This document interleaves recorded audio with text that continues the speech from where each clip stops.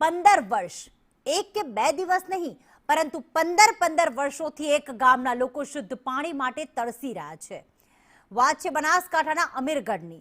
નળમાંથી આવતું પાણી એ જીવન નહીં પણ બીમારીઓ લાવી રહ્યું છે અને આજે ગામની મહિલાઓએ સહનશક્તિ ગુમાવી છે. રણચંડી બની અને સીધી જ પંચાયત સુધી પહોંચી ગઈ છે.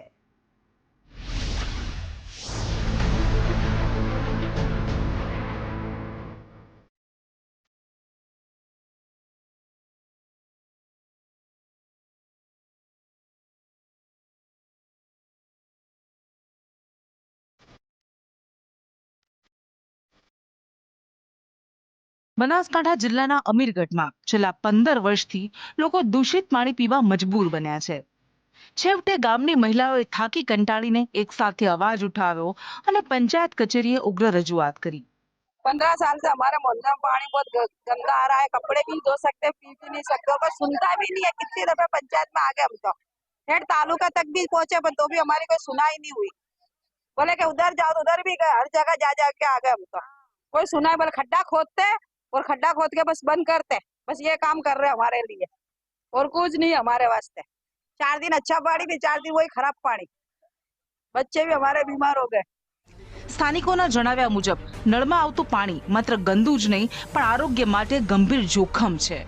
પાણીમાંથી દુર્ગંધ આવે છે, રંગ પણ બદલાયેલો હોય છે અને આ જ પાણી પીવાથી ગામમાં બીમારીઓ ફેલાઈ રહી છે. મોરે બીજું ત્રીજું કોઈ નહીં જોજે, મોરે પોળીની વ્યવસ્થા જોજે. અટે પંચાયત મેં આવા અત્રે કે હા મેં કાલે આવીને કરા ખાડો ખોતરો અને મેં પડો પાછા આવીને કોઈ મતલબ નહીં. સરપંચ ઓબળે કોઈ નહીં. અટે આવા સરપંચ ને કહા કે હા હું આવું, મેમ્બર કહા તો ફોન નહીં ઉઠાવે. અત્રે અટે આવીને ખાલી હડમાલા કરીને જાઓ. 15 વર્ષ બે ગયું રહ્યું કરતા. ગામમાં બાળકો અને વૃદ્ધો દૂષિત પાણીથી સૌથી વધુ અસરગ્રસ્ત થાય છે.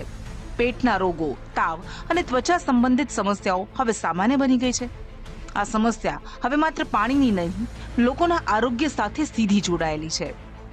ગામ લોકો કહે છે કે અનેક વખત ગ્રામ પંચાયતે તેઓ લેખિત અને મૌખિક રજૂઆત કરી ચૂક્યા છે પણ હજુ સુધી કોઈ ઉકેલ નથી આવ્યો. ઘણા પરિવારો માટે ખાનગી પાણી ખરીદવું મુશ્કેલ હોય છે. અમારે 15 વર્ષથી પાણી ખરાબ આવે, ગટર જેવું આવે, કોઈ જોવા આપવા રાજી નહીં. એટલે હવે થાય અમારે પંચાયતમાં 10 વાર આવીને પણ કોઈ રાજી નથી. શું કરવાનું, અમારે જાવું કઈ કેવી રીતે કરવાનું? પાણી ખરાબ બતાવે, પૂરું ખરાબ બતાવે પાણી. સ્થાનિક તંત્ર દ્વારા વારંવાર આશ્વાસન આપવામાં આવ્યું પણ જમીની સ્તરે કોઈ કામગીરી ન જોવા મળી. તલાટી કમ મંત્રીએ જણાવ્યું કે હાલ ગામ લોકો સાથે બેઠક કરી જેસીબી દ્વારા કામ શરૂ કરાયું છે અને ટૂંક સમયમાં સમસ્યાનો ઉકેલ લાવવામાં આવશે. આજે અમીરગઢ ગામ પંચાયતમાં સામાન્ય સભા હતી અને પાણી સમિતિની બી બેઠક હતી.